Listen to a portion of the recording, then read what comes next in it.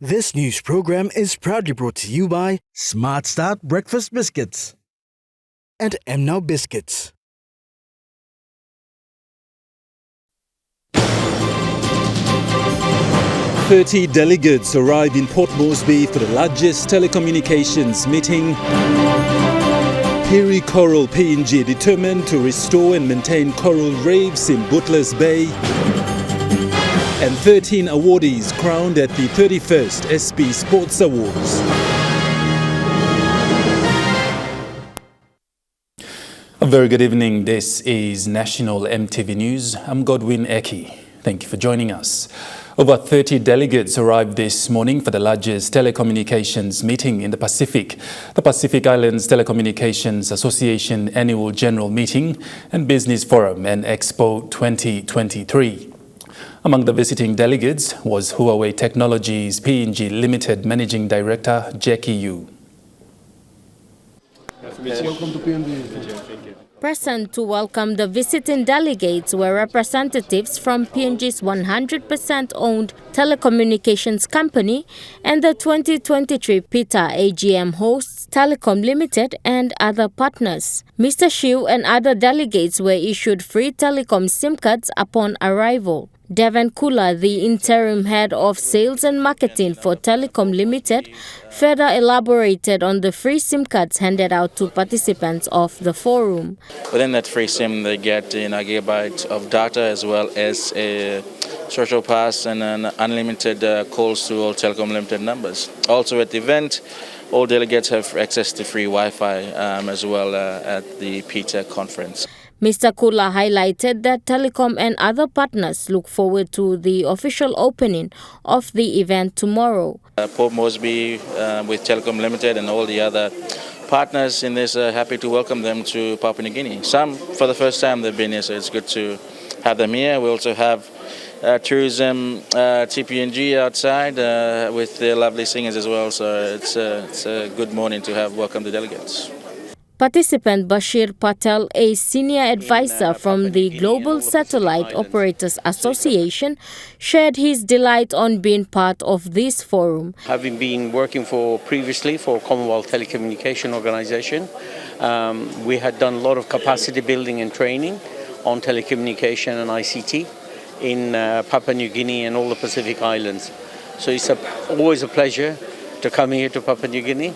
And I'm really excited to meet a lot of the other island people coming to PITA AGM. Mr. Patel will be moderating on the satellite forum during tomorrow's afternoon session. Pacific Island countries' telecom players joined by global associates will be part of this 4-day forum to discuss development, hold bilateral talks, showcase telecom exhibitors, and explore new opportunities in the telecommunications space. Amanda Ilaitia, National EMTV News. In a small but significant ceremony yesterday, 3 wards of Gawi LLG in Wasera Gawi District, Isipik Province, received relief supplies from the Telecom Foundation. The villages in these wards near the Chambri Lakes were affected during the recent 7.0 magnitude earthquake that struck the villages on the island last month. While thanking Telecom Foundation for the timely initiative, Wasera Gawi District President Leo Singaut expressed that despite calls for assistance and before yesterday, the affected villages had to fend for themselves. He added that Telecom Foundation is the first ever to visit his district to provide relief supplies to his people. Telecom Foundation's officer in charge, Benjamin Moses, during the presentation of relief supplies said that apart from delivering cost-efficient and reliable online programs ranging from e-commerce, e-health and e-education, providing humanitarian services to the people of Papua New Guinea has always been Telecom Foundation's #1 goal. Representing Isipik Governor's Office, Social Services Representative Pastor Abraham Kumbia acknowledged the support given by Telecom Limited through its foundation to the people of Gawi LLG. East Sepik Provincial Administration representative Mr. James Baloiloi also thanked TFI on behalf of the provincial administration for the initiative and support given to the people of Gawi LLG who were badly affected by the 7.0 magnitude earthquake. 2 months ago, the wards 17, 18 and 19 of Gawi LLG, located on the island of Chambry Lakes, which was the epicenter of the massive 7.0 magnitude earthquake that struck East Sepik province. The natural disaster destroyed houses and claimed 7 lives in early April of this year. Amanda Ilaitia, National EMTV News. Ramonico Management Limited, through its corporate obligation, donated 300,000 surgical face masks to the Madang Provincial Health Authority to assist its ongoing clinical and referral activities in the province. This was not the first time for the nickel and cobalt mine in the province to assist the provincial hospital with vital necessities that it needs to run its day-to-day activities.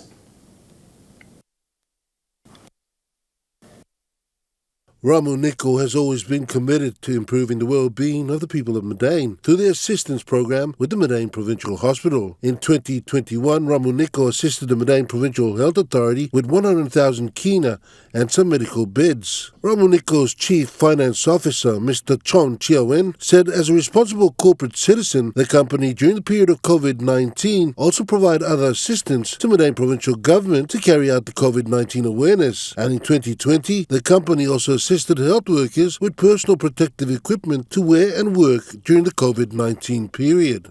Ramonico has always been committed to improve the well-being of people of Madang. Mr. Chiawen stated that Ramonico has had a long cooperation history with the largest and the best hospital in Madang, starting from donation with X-ray machines as well as other medical devices over a decade ago. We believe the donation of 300,000 masks to prevention care department is a great step towards enhancing the medical service capacity of Madang care centers and other clinics during these challenging times.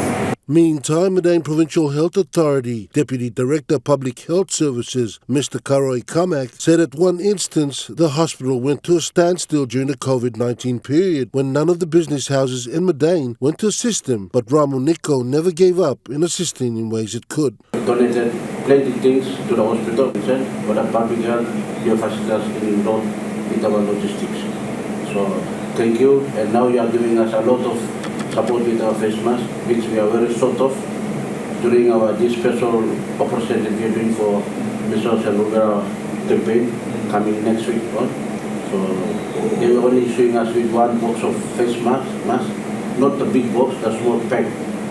It's about 50 or 100. So now you are giving us a lot of face masks, which is a boost to our routine immunization campaign that we will do. The 300,000 face masks donated to the Madang PHA will boost their work in the hospital and will be also used for other programs that they have plans for in the coming weeks. Ramonico's assistance for many years has not gone unnoticed, and the hospital is always willing to provide its assistance to Ramonico from assisting with emergency cases from the two company clinics in Kurumbakari and Basamuk respectively. Rocky Iso, National EMTV News. A road trip from Abao in the Central Province to Port Moresby took nearly 18 hours of travel to Port Moresby nearly 2 decades ago. Thanks to the Connect PNG program, the travel time is now cut down by a third.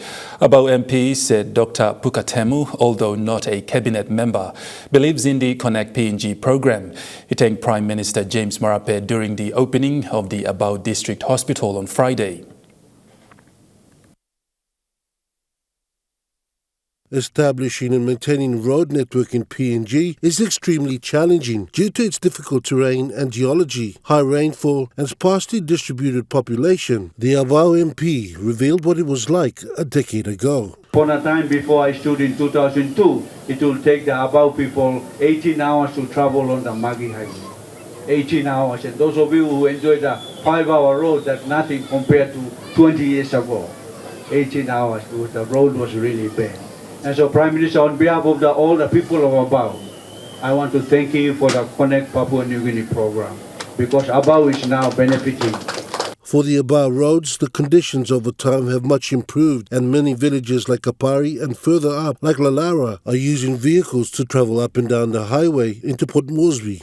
Dr. Pukatemu also revealed that in his 2 decades of serving his people, this is the first time funding on a large scale has been allocated for the continued upgrade and maintenance of the Magi Highway.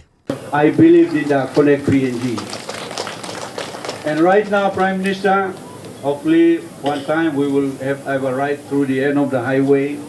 Right now, our Magi Highway has, for the first time in my 20-year tenureship as MP, for the first time, Magi Highway has received the highest amount of funding ever. Dr. Temu also revealed that in his electorate, the Connect PNG part of the program is pushing the road by another 13 minutes into Cloudy Bay, which will then connect to Millen Bay. Prime Minister, the company that was appointed to do a two-lane ceiling from where the ceiling ends at Imila, and you've been around here, Imila, you remember, and then it will go to Moraguina. That's a 55 kilometers road.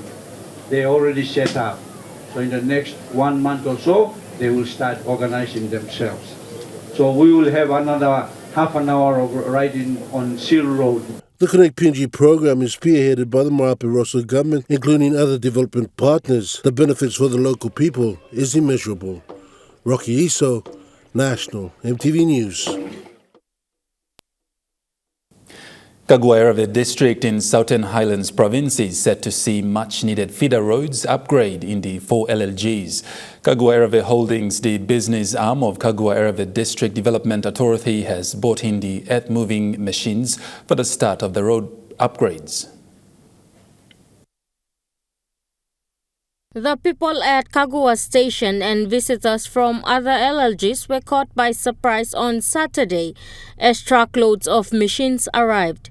Mothers and women folk danced for joy as it was a first time after many years that a Kaguairave MP has displayed the attitude to serve the people, even though a year has not passed since being elected. Local MP Maina Pano, who also escorted the machines, said the assets belong to the people of Kaguairave and not for his supporters or a specific group of people.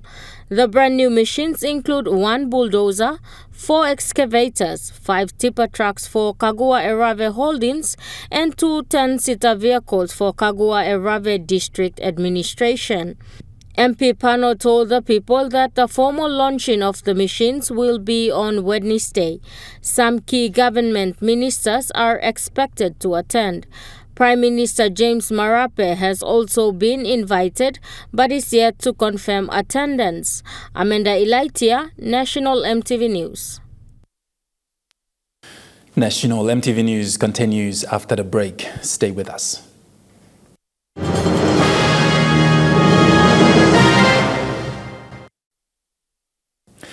You're watching National EMTV News. The Hiri Coral PNG, a local business registered in 2020, is determined to restore and maintain coral reefs in the Bootless Bay area located just outside of the National Capital District. They started planting corals when they realized that corals are dying in the area, discouraging the marine ecosystem. Founder for Hiri Coral PNG, Igor Gari, said the local communities have realized that the coral reefs are dying and they cannot find any fish in the dying coral reefs to sustain their living. With this, Hiri Coral PNG has come up with the initiative of planting coral reefs to sustain the marine ecosystem. Most of it disappeared. They are a very important part of the marine environment. Loloata is built around beautiful coral reefs. It feeds us, gives us food.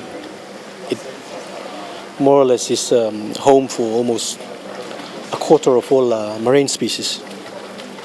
It creates billions of kina through tourism, through ocean protection and the fisheries. But sadly, since the 70s, like almost 50% have disappeared. Mr. Gari said they conducted a survey and started using simple techniques to plant baby corals to replace the damaged coral reefs in the area. Simple techniques, using ropes and using metal rebars, a few cable ties, all techniques that can be done by all pregnant, all women and anyone else. So we cut out tiny little frags.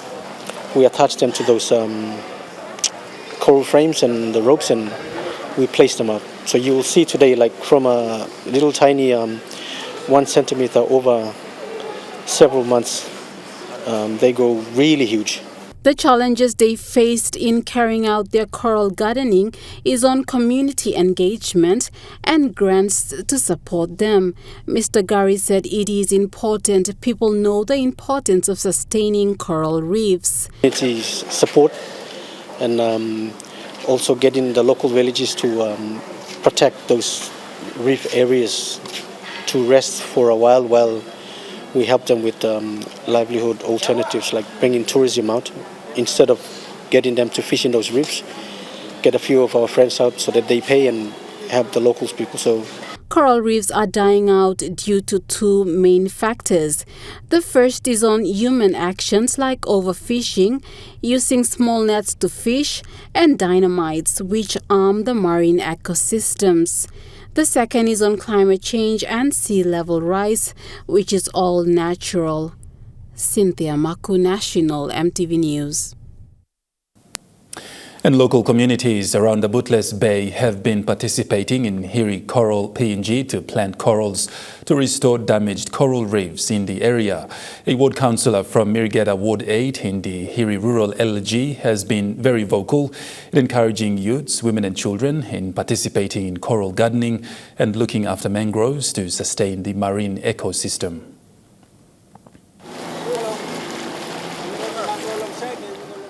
Community participation is very important to carry out sustainable practice in preserving marine ecosystem in the Bootless Bay and other coastal villages in the Central Province. Put it along with Ward Councillor for Mirigeta, Mary Kusani, said she has been engaging her community members of more than 500 people to work with Hiri Coral PNG in coral gardening and mangrove protection. I told all my village people we have to be very, very careful with our reef, and we have to be very, very careful with our mangroves as well. Because if we don't look after them, in future we won't have any. Our children or great-grandchildren, we will take it. You know, coral it brings food, and mangrove it brings food as well. And that's a livelihood, because before, when our great-grandparents were there, they never looked for anything. She said coral reefs and mangroves provide food for the community. Because mangroves, before it was okay, now it's really bad because people are just cutting anyhow. And to do with marine, these corals, they are so important to the villages, because before fish used to just come in like, nobody's business. But today you can't even find fish around here. They try their very best, but you can go right up to Loloata and you go past it. That's where you feel lucky you get fish. If not, it's very, very hard. Councillor Kusani said it is important for more awareness to be done to youths and more people to participate in protecting the marine biodiversity. If we do awareness, that's that. People will understand and know, what they are doing or things like that. Because some people, they don't know what they are doing. Because if they just come and throw anchor and they just, when time for pulling the anchor, they just pull all the water out. Corals, even the stones too, they turn them around. And when it's low tide, they come. They don't care, they just turn the stones around, they break everything up. Sometimes I argue with them, but people, we can't control them every time. They are big people, so they have to understand. Coral reefs and mangroves provide an important ecosystem for life underwater, protect coastal areas by reducing the impact of waves hitting the coast, and provide a crucial source of income for coastal communities. Cynthia Maku, National EMTV News. New Porgera Limited has clarified certain matters related to the reopening of Porgera gold mine that have been the subject of speculation and considerable misinformation in the national media over the past week by releasing a press statement today. The benefit sharing terms agreed between the state, Barrick New Guinea Limited, Kumul Mineral Holdings Limited and Mineral Resources Enga Limited to restart the mine and ensure a transparent and fair distribution of the overall economic benefits that will be generated by Porgera over its 20-year mine life. Over the life of the new Porgera mine, PNG shareholders comprise the Porgera landowners, Enga Province, and this, including Kumul Minerals Holdings Limited, which will hold equity in New Porgera on behalf of the state, will receive 53% of Porgera's overall economic benefits. Barrick New Guinea Limited will receive the remaining 47%. At a gold price of $1,800 per ounce US dollars, PNG shareholders would expect to receive nearly $7.3 billion US dollars, or the equivalent of 25.2 billion kina over a potential 20-year life, and 2.8 billion US dollars, or the kina equivalent of 9.7 billion kina in the first 10 years. The current gold price is significantly higher at approximately $1,950 US dollars per ounce. Importantly, Barrick New Guinea Limited, the operator of New Porgera Limited, has committed to finance the capital required to restart the mine. Furthermore, once the mine has restarted, any additional loans made by BNL or its affiliates to New Porgera Limited will be on an interest-free basis. During the period since the mine ceased operations more than 3 years ago, BNL has on its own funded 100% of the cost of care and maintenance, totaling some 540 million US dollars, or 1.9 billion kina to date. The state, Kumul Mineral Holdings Limited, and BNL agreed that KMHL's dividends will initially be redirected to BNL to reimburse it for the cost of the care and maintenance.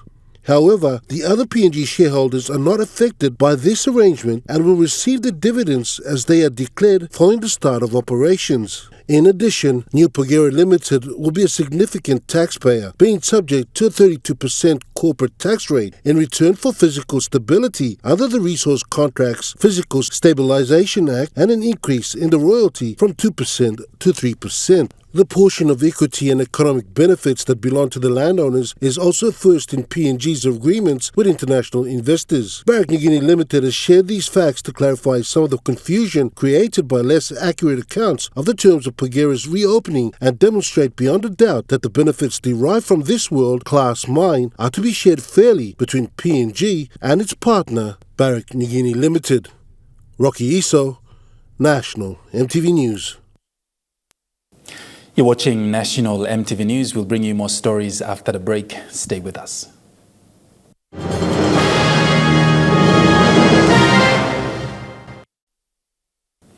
Welcome back to National EMTV News.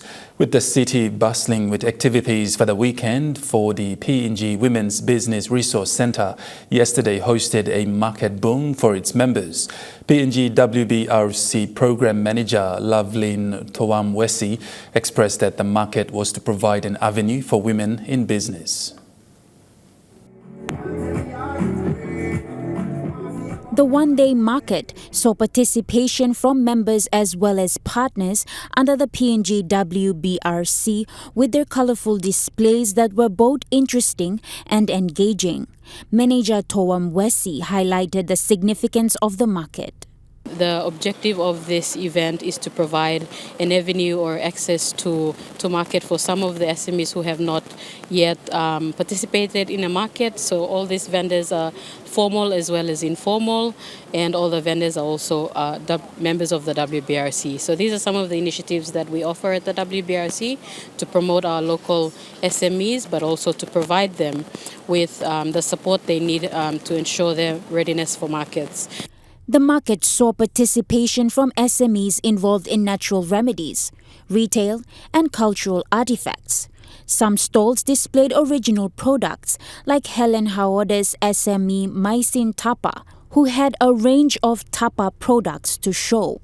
And some stalls displayed a collector's love and fascination of art, like Simone Dawani Kura's cultural artifacts display that takes you around PNG with her mango tree market, and Elisa Simon's Elisa's Craft with her painting display.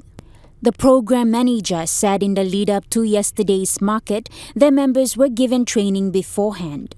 The WBRC has provided activities and trainings for the women to participate in. So just to mention a few, the ladies have gone through trainings, basic trainings on how to create a business card, how to prepare their products for market. So these are some of the trainings that they had gone through prior. Partners in attendance yesterday to set up information booths were Transparency International PNG, Internal Revenue Commission, Kina Bank, BSP and Mama Bank. Natasha Ovoy, National EMTV News. And moving to overseas news now, a major organised crime suspect has been arrested at Sydney International Airport. The man arrested is alleged to have smuggled almost 350 kilograms of heroin into Australia. Guy Habcook had been living under the radar overseas for the past 3 years when he was picked up by Turkish police and flown back to Sydney yesterday, where Australian Federal Police were waiting for him. The 35-year-old was the alleged mastermind behind the importation of almost 350 kilograms of heroin in December 2020, one of the largest in Australian history. The drugs were allegedly hidden inside 2 construction mixers brought in from Kuala Lumpur before being delivered to a business in Sydney's northwest, which was being monitored by authorities. Mr Habcook's brother, Wade Habcook, was arrested and charged over the shipment back in 2021 and has pleaded not guilty. But authorities believe Guy Habcook, who was based in Thailand at the time, orchestrated the plot and have been waiting to arrest him ever since. AFP Commander of Transnational Operations Richard Chin said Mr Habcook has extensive links to international crime syndicates. We will allege that this man has extensive links to transnational organised crime, that he played a significant orchestrating role in terms of this importation, which was a very large amount of heroin, very well connected internationally. And I think that this arrest will have a significant impact across that organised crime community. Mr Habcook was taken into custody when he arrived at Sydney Airport yesterday, and he has been charged with importing a commercial quantity of border-controlled drugs, which carries a maximum penalty of life in prison. Doctors in Australia are calling on their government to regulate the use of artificial intelligence in the health sector, warning there needs to be safeguards. It's taking the world by storm and millions are using it, including doctors. There are huge benefits from the use of AI in the healthcare system. But are we ready? Health authorities think not. In Western Australia, doctors have been ordered not to use unregulated AI tools such as ChatGPT, which can summarise notes and churn out reports in seconds. It runs the risks of betraying the patient's confidence and confidentiality, and it's certainly not appropriate at this stage. In a recent email, authorities said a doctor had used AI to write medical notes, but there was no assurance of patient confidentiality when using AI technology, and for this reason the practice should cease immediately. The service later confirmed that there had been no breach of confidential patient information. So through the ChatGPT interface, we can go to the settings. However, AI experts agree it's a wise move to keep anything sensitive off ChatGPT. OpenAI have made modifications to ensure that your data won't be used to train future versions of the AI, but still putting any kind of private data on a public website exposes it to some risk.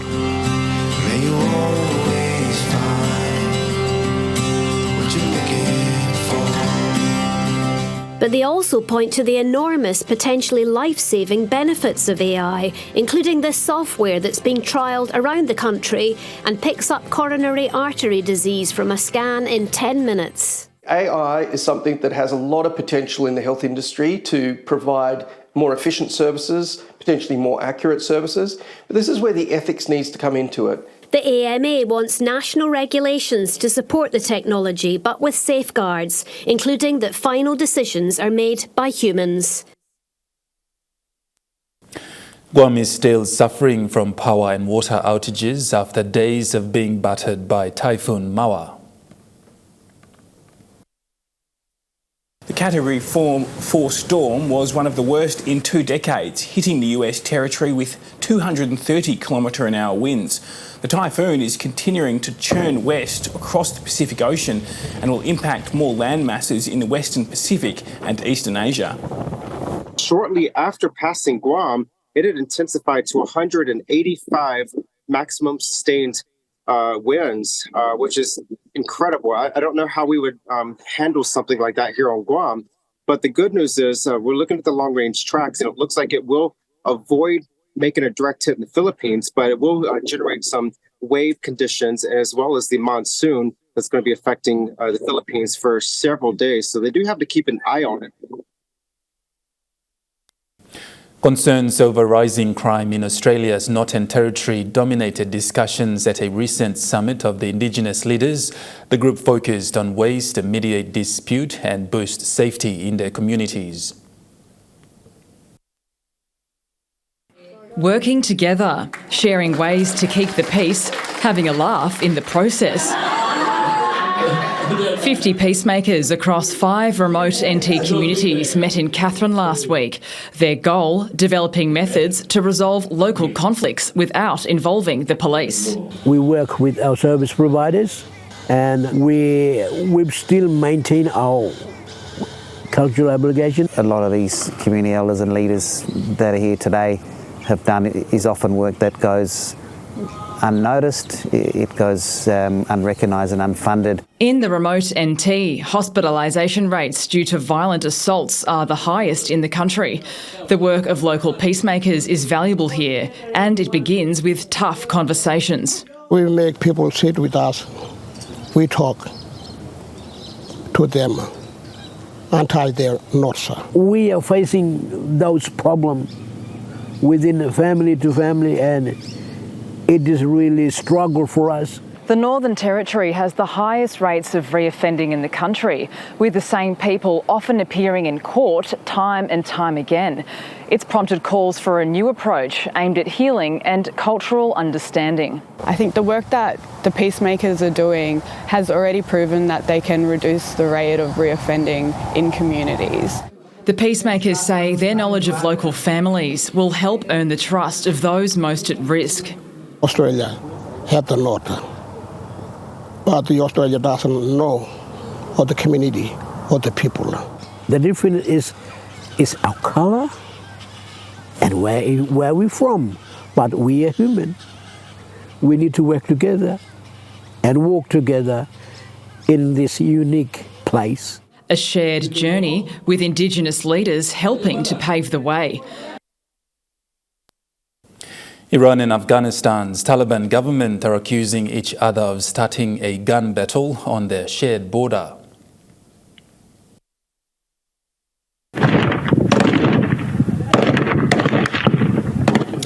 Two Iranian border guards and one Taliban fighter were reportedly killed in the battle.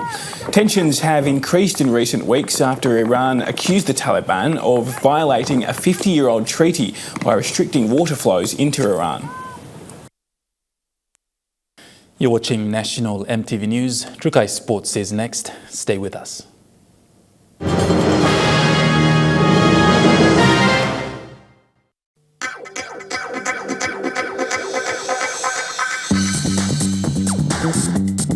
Trukai Sports.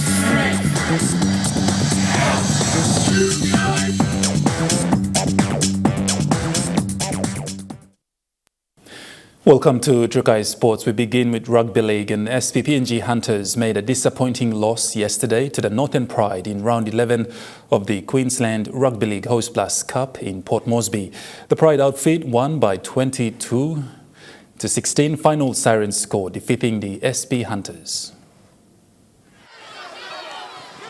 The SPPNG Hunters' return home game yesterday against their round 5 rivals did not turn out as expected, as they were defeated once again by the Northern Pride this season by 6 points difference.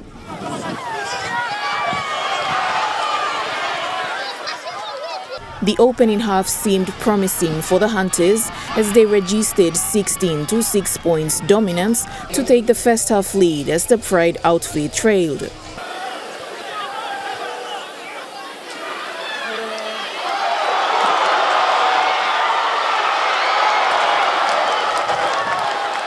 In the second half, it was the Pride side that struggled a little bit more despite Hunters' strong defenses and attacking trob, which gave them the win where they succeeded a 22 to 16 points final siren win.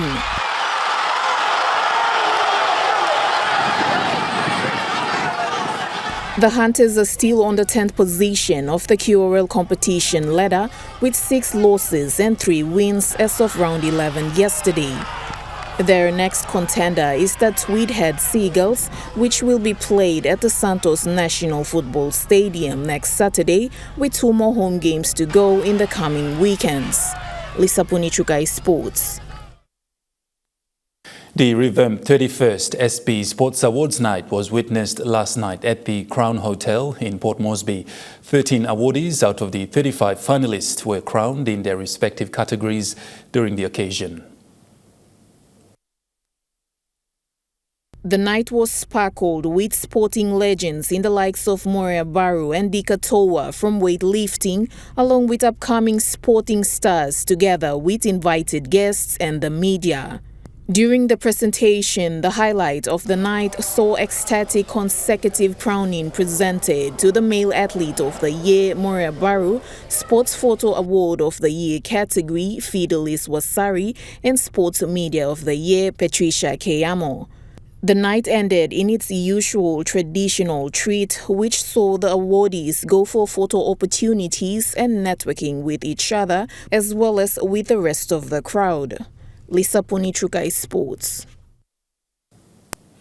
The National Rugby League competition witnessed a single header contested between the Agmak Rabal Gurias and the EMK Sipik Pride at the Kalabong Stadium in Kokopo. The Gurias defeated the Sipik Pride 30 points to 12 at full time. In what can be best described as a tussle between 2 sister clubs, the Agmak Rabal Gurias and the EMK Sipik Pride took to the Kalambon Stadium an evenly contested game which witnessed the crowd separated in halves to cheer them on. In an exclusive interview with EMTV's Trukai Sports, EMK Sipik Pride sitting captain and former Gurias player Wartovo Puara Jr. said these 2 clubs have a very special bond in that the majority of the players in the Pride once wore the Gurias jersey. The game was very tough and it wasn't that bad as the score stood as 30 points to 12 in favor of the Agmak Gurias. Both teams are looking forward to the Somare Legacy Cup this year to remember and keep the legacy of the late Grand Chief Sir Michael Somare, whose blood is Sipik but is East New Britain by heart. Lisa Punichukai Sports. Trukai Sports continues after the break. Stay with us. Trukai Sports. Welcome back to Trukai Sports. In overseas sports, in AFL, the Gold Coast Suns held a Western Bulldogs fight back for a 7-point upset in Darwin. Jack Lukosis kicked 5 goals, including 4 in 1 quarter, to help the Suns turn a 20-point deficit into a 22-point lead. Matt Rao starred for the Suns with 1 goal and 29 disposals. The Dogs kicked 3 unanswered majors in the final term to get back within a point, but Bailey Humphrey dribbled through a brilliant goal in the dying minutes to seal a 13-goal, 684 to 11-11-77 victory. The result ends a 5-game winning streak for the Bulldogs. In football, Matilda's captain Sam Kerr has steered Chelsea to a 3-0 victory over Reading. The star striker scored twice as the Blues secured the league and FA Cup double on the last day of the season while condemning their hosts to relegation. Chelsea finished 2 points ahead of runner-up Manchester United, who beat Liverpool 1-0, while Steph Catley and Caitlin Ford's Arsenal finished third.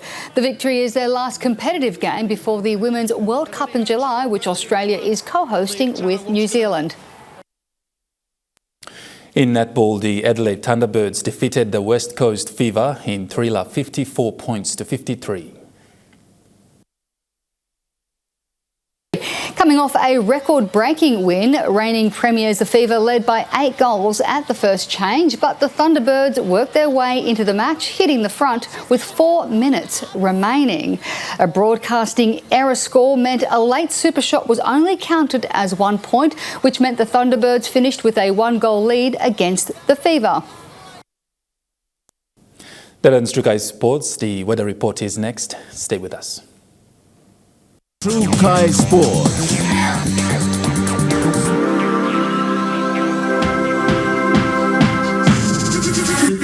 True Kai Sports.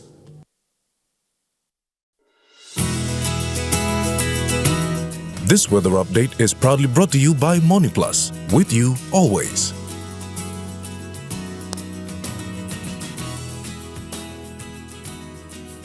Weather forecast for the next 24 hours. Southern region, Port Moresby, evening occasional rain showers. Daru mostly fine, possible overnight rain drizzle. Kerema cloudy periods with occasional rain showers. Alatau mostly cloudy with evening rain showers and possible thunderstorm. Popondetta cloudy periods with occasional rain showers and possible thunderstorm. In the Mumase region, Ley becoming partly cloudy with possible showers tonight. Medang, Wewak and Vanimo, rain showers and possible thunderstorm. In the New Guinea Islands region, Lorengau, rain showers and thunderstorm. Kavieng, few showers and partly cloudy. Kokopo and Rabaul, few showers and partly cloudy. Kimbe and Buka, brief showers and cloudy.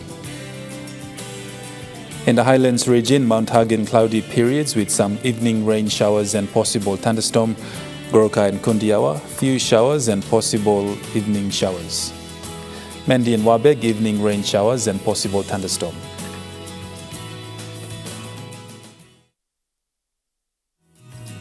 The weather update was proudly brought to you by MoneyPlus. With you always. And that wraps up the news, sports and weather for Sunday, the 28th of May, 2023.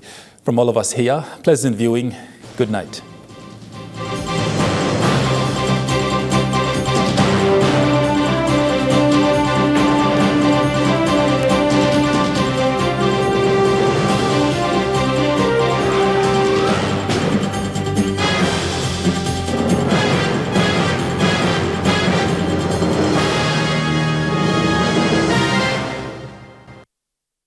This news program was proudly brought to you by Smart Start Breakfast Biscuits and Gold Nuggets.